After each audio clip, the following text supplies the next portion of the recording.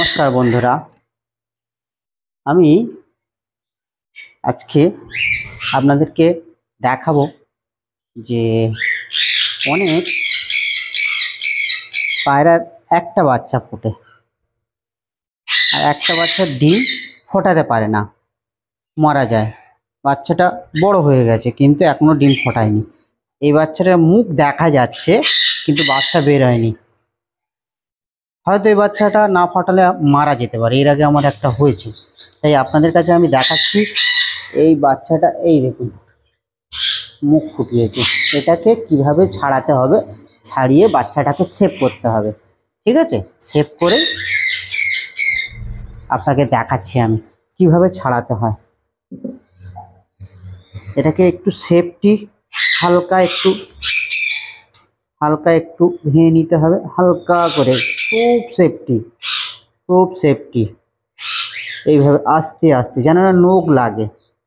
আপনারা নখ লাগাবেন না। দেখুন কিভাবে ছাড়াচ্ছি।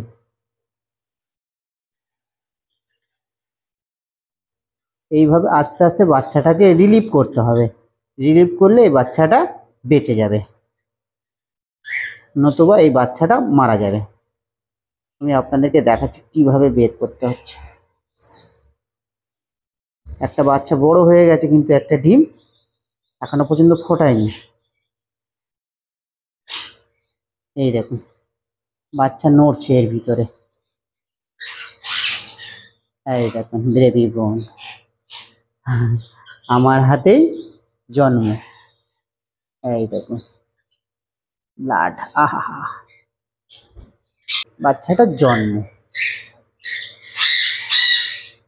ঠিক আছে, এই দেখুন বেবি বোন, এটা জন্ম, আমার হাতেই জন্ম। একটু কাপড় দিয়ে একটু পুছে, এই যে নাড়ি, এটাকে বাচ্চা আমি রিলিজ করে দিলাম। দেখুন কত সুন্দর বাচ্চা। এটাকে একটু কাপড় দিয়ে নাড়ি, রক্তটাকে একটু পুছে দিতে হবে।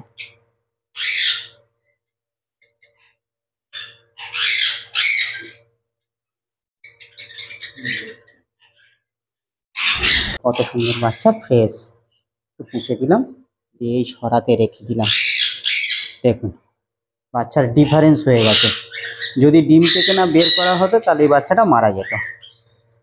ঠিক আছে, থ্যাংক ইউ বন্ধুরা।